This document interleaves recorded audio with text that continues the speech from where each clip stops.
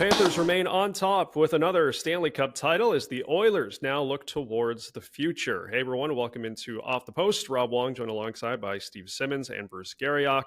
And guys, for the second straight season, it's the Florida Panthers, the Stanley Cup champions. They dispose of the Edmonton Oilers in one fewer game this year with a no-doubt victory in game number 6. So now, Steve, you've got 2 consecutive cups, 3 straight finals appearances. People are starting to have greatest cup-winning teams of all time debates involving these Panthers. When you look at strictly just the salary cap era, where do you think this team ranks among the best? They are right there. As far as I'm concerned, they're right there with those Chicago Blackhawk teams that Joel Quenneville coached, and right there with the Los Angeles Kings teams that Daryl Sutter coached, maybe better than that Los Angeles Kings team.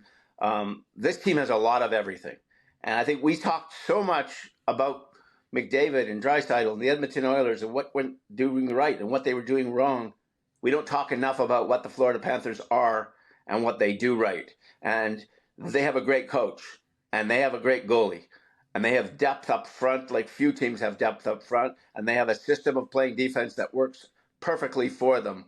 This is a great hockey team. I would put it right beside the Blackhawks right now. And the Blackhawks, for the 3 cups they won, never won 2 in a row. And 2 in a row against a really good team, a really good Edmonton Oilers team. So all credit to the Florida Panthers. They may be the best team of the salary cap era. Well, and you look at the way that they took care of the Edmonton Oilers, and I look, present company included, I think we got bamboozled by the Oilers, and we thought that they had the best 2 players in this series in Connor McDavid and Leon Draisaitl. And what we saw was a better team took care of those 2. Now, look, I think, Steve, and I think you'd agree with me on this. I don't think that losing Zach Hyman helped the Edmonton Oilers' cause at all. I think it hurt them quite a bit. But you and I had this discussion a couple of days ago. Connor McDavid, for whatever it was worth, was just not very good in the Stanley Cup Final. And he couldn't take his game to another level. And in my opinion, I don't know if it was like this the whole series, but last night he had no desire whatsoever to get involved physically. And, today Canada sits without a cup for 32 years. Well, you're looking at one side. I'm going to give you the other side. There's a center named Sasha Barkov. He's the captain of the Florida Panthers. He's the best defensive center in the game. He might be the best all-around center in the game in terms of playing both ends of the ice and everything he does. And because he doesn't put up the fancy numbers, and because he doesn't put up the stats that Draisaitl and McDavid do, we don't talk about him enough.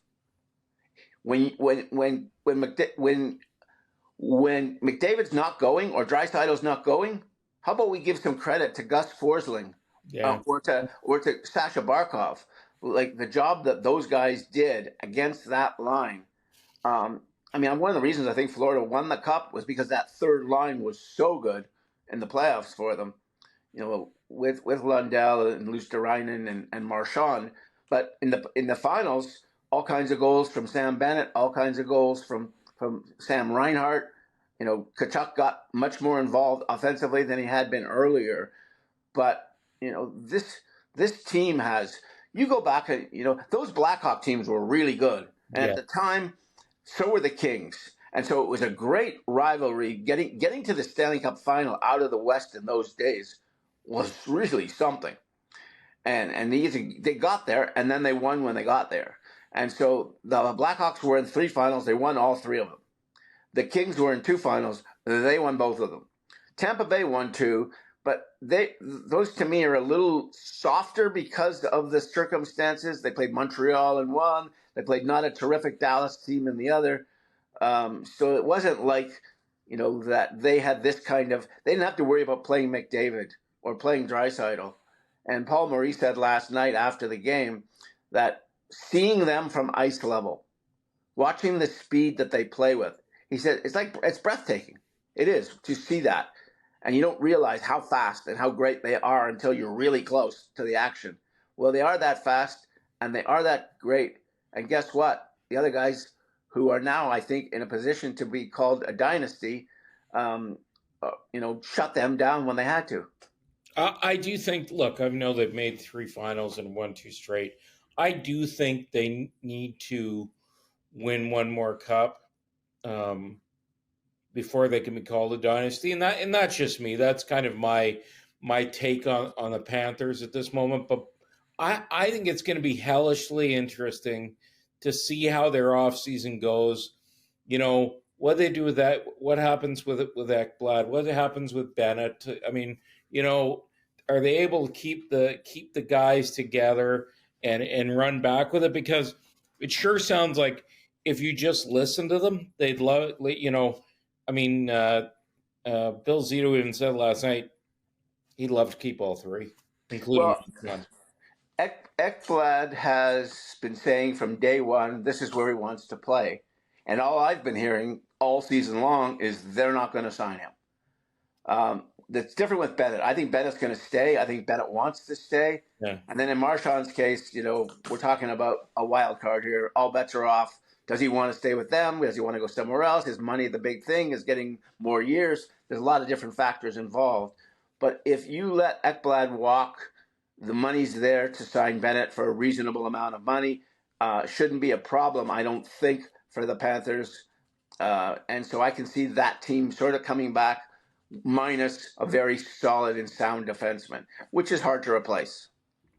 For sure. And all you have to do is look back to a season ago where they let a guy like Brandon Montour walk, and they have some replacements in-house, as a guy like Seth Jones showed this playoff. So on the flip side, Bruce, you look at the Edmonton Oilers, they have an interesting offseason. Evan Bouchard is a restricted free agent, but all eyes are on Connor McDavid, who is eligible to sign an extension on July the 1st. What is your expectation when it comes to that? And just a bigger picture with the Oilers, are they still in a position, you think, where they could get back here as early as next season? Well, I think they could get back there, and I kind of feel like McDavid will want to be part of it. But I also think, Steve, and I don't know if you agree with me, I think he's going to want to see what his former agent, who's now the president of hockey operations, does this summer. What does he do to improve that team? I think we're all left with the feeling that the bottom line is the Oilers didn't have the goaltending. Look, goaltending can cover up for a lot, right? And Sergei Bobrovsky, a $10 million goalie, looked pretty bloody good. Like, he looked like a $10 million goalie throughout these playoffs. And the Oilers, you never knew what... I like Stuart Skinner a lot, I really do. You never knew what you were going to get from him. And last night was pretty much him at his worst. And at a very bad time. I think McDavid would like to stay in Edmonton, and the fact that Draisaitl's committed, I think, plays a role in that, Steve. But I also think he's going to want to see what happens around him. I'd be shocked if he wasn't signed early. I'd be shocked. I think this is where he wants to be. This is who he wants to play with. This is where he wants to live. He's now married. Mr. and Mrs. Draisaitl's about to get married.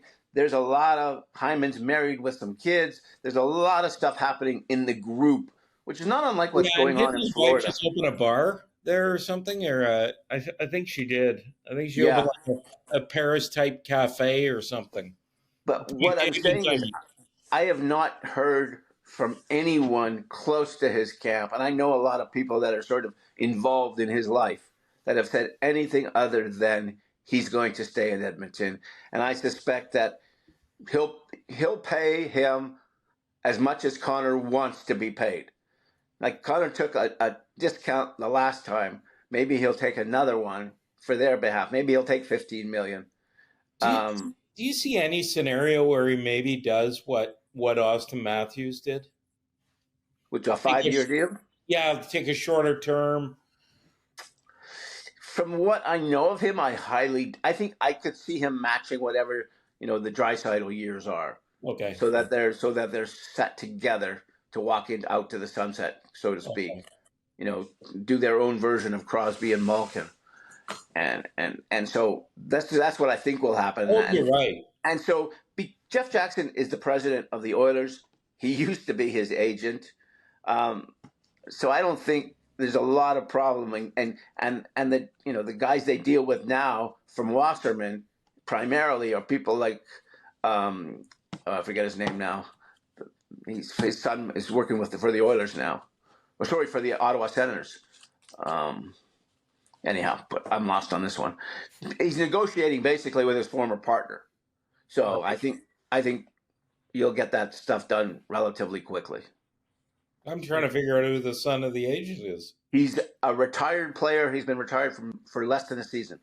Oh, and he's like got a job as played over 1,000 games in the NHL and got a job as like skill development guy with the Senators. Oh, Sam Gagner. Sam Gagner. His father Dave was Jeff Jackson's partner, and that's who we probably. Found it. Oh, we were able to get there. Yeah, good. See, my brain doesn't always function very well anymore, but once you get Google going, I can find the answers most of the time. No, but you're right, Rob. Like it's 2 straight seasons of disappointment. Does any part of you guys think? One of the things I thought about this morning was, is there any chance they'd make a coaching change? I highly doubt it. Although what McDavid said last night, I know that's what tweaked me. I've never heard him say that. What I'd like to know, if I was doing a wrap up or a like day end thing in Edmonton, what exactly did you mean by that? Yeah, was it the players doing the same thing over and over again? Was it the coaches telling them to do the same thing over and over again that they weren't able to? Like, were they telling them the wrong instructions? That was the most outspoken I've ever heard Connor McDavid in a post game kind of circumstance. Whether it was intentional or not, I don't know. I want to make one point on Stan Bowman, who's the general manager of the Oilers. Stan Bowman got lucky in Chicago when Dale Talon got let go, and he took over a really, really good hockey team with a really, really good coach, and he made it better, and they won 3 cups. But they won the first cup with a guy named Antti Niemi in goal. They won the second and the third cups splitting with Scott Darling and Corey Crawford. I don't think Stan Bowman has the same respect for goaltenders that he might have had he won a cup with Andrei Vasilevsky or Jonathan Quick in the Los Angeles years. Those were exceptional playoff goaltenders. The Chicago guys were not, didn't have to be. Well, he won with what, Niemi and Crawford? Yeah. And so now you're with, Skinner and like, I don't think he hasn't gone out and got a big time. He didn't get a big time goalie in Chicago, and he's not getting one here. Or maybe now he will, but he hasn't so far, and he's getting by on crumbs, and I think crumbs are hurting you. Well, look, to Bruce's point, I think you're just not sure what you're going to get on any given evening. So I think they just need to find some more consistent options if that's possible for the Oilers. But heck of a season yet again for the Florida Panthers. We'll see what comes here in the next couple of weeks as we head towards the draft and free agency. As always, leave your thoughts in the comments section below. For Bruce Garrioch and Steve Simmons, I'm Rob Wong. Thanks for watching, and we'll talk to you next time.